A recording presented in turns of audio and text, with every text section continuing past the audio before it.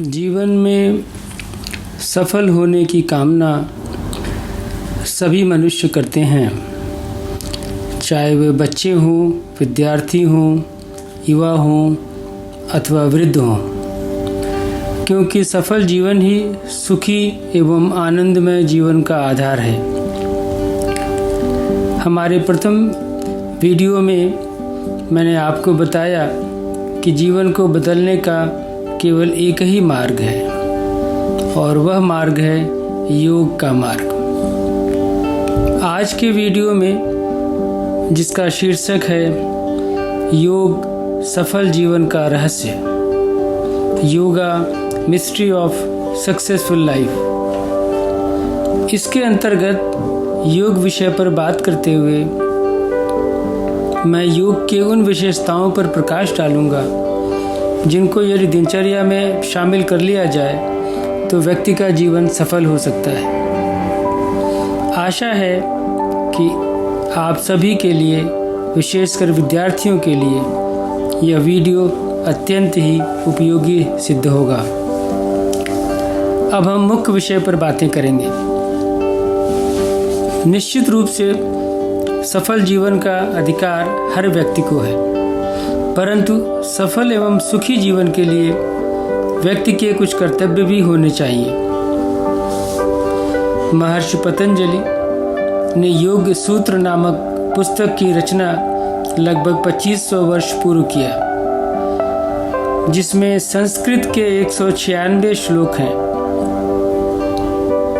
इसी पुस्तक में 8 अंगों वाले अष्टांग योग में इन कर्तव्यों का विस्तृत वर्णन किया गया है। पतंजलि योग के ये 8 अंग हैं: यम, नियम, आसन, प्राणायाम, प्रत्याहार, धारणा, ध्यान, समाधि।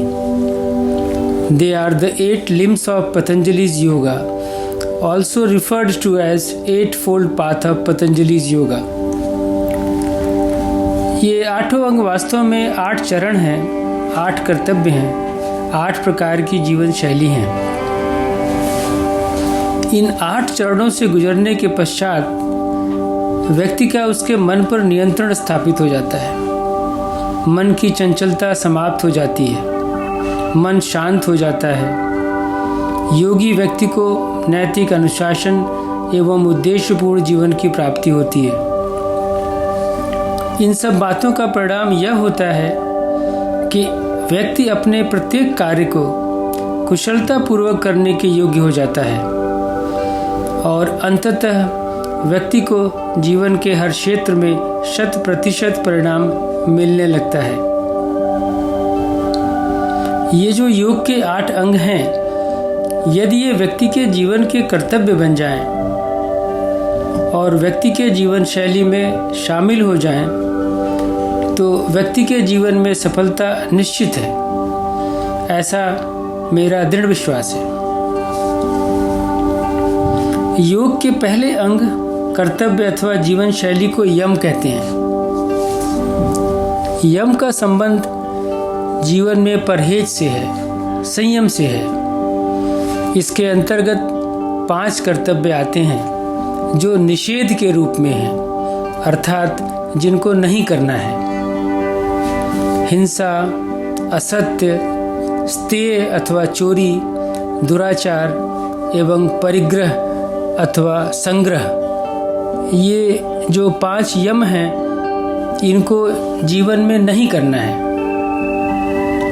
दूसरे शब्दों में कहना चाहें तो हमें अहिंसा, नॉन वायलेंस, सत्य, ट्रूथफुलनेस, अस्तेय, नॉन स्टीलिंग, ब्रह्मचर्य, सेक्सुअल रिस्ट्रेंट एवं अपरिग्रह अर्थात वस्तुओं का संग्रह न करना, नॉन पॉसेसिवनेस का अपने दैनिक जीवन में पालन करना है।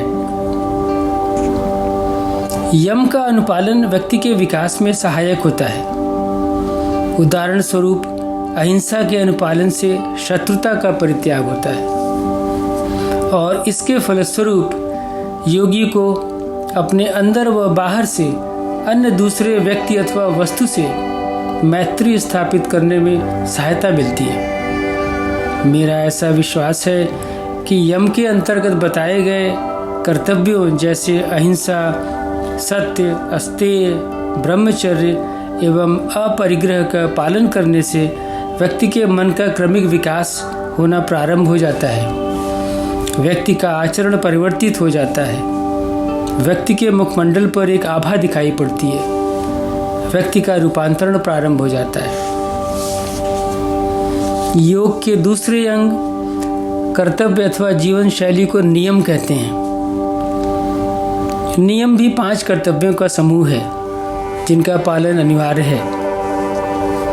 पहला नियम शौच, purity, clearness of mind, speech and body.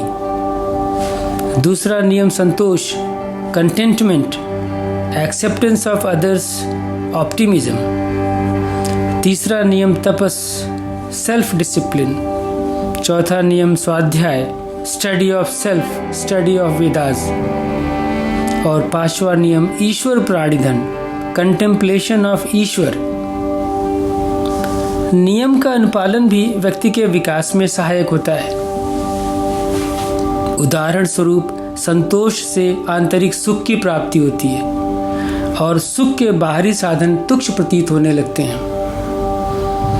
मेरा ऐसा मानना है कि नियम के अंतर्गत बताए गए कर्तव्यों जैसे शौच, संतोष, तपस, स्वाध्याय एवं ईश्वर प्राणिधन को दिनचर्या में शामिल कर लेने से व्यक्ति का मन उच्च विकसित अवस्था में पहुंच जाता है। व्यक्ति के संकल्प शक्ति का विकास होता है।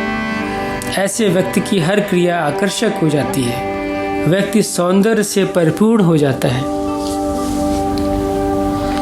आसन, पॉस्चर योग का तीसरा अंग है। इसमें शरीर को कुछ समय के लिए शांत एवं स्थिर रखा जाता है। आसन निरोगी काया के लिए उपयोगी है। प्राणायाम, ब्रेथ कंट्रोल योग का चौथा अंग है। इसमें श्वास पर नियंत्रण का अभ्यास करते हैं। प्राणायाम मन की चंचलता दूर करने एवं मन को स्थिर करने में सहायक होता है। प्रत्याहार, विड्रॉल ऑफ सेंसेस। प्रत्याहार योग का 5वां अंग है। इसमें इंद्रियों को संसार से विमुख करने का अभ्यास करते हैं। बाहरी संसार से नियंत्रित न होना ही प्रत्याहार है। प्रत्याहार मन की संकल्प शक्ति बढ़ाने में सहायक होता है। योग के इन 5 अंगों के अभ्यास में बाह्य इंद्रियों का उपयोग करते हुए मन पर नियंत्रण स्थापित किया जाता है। इसीलिए योग की भाषा में ये 5 अंग बहिरंग योग के अंतर्गत आते हैं। योग के बाकी 3 अंगों धारणा, ध्यान एवं समाधि के बारे में वीडियो के दूसरे भाग में बात करेंगे। आज बस इतना ही। धन्यवाद।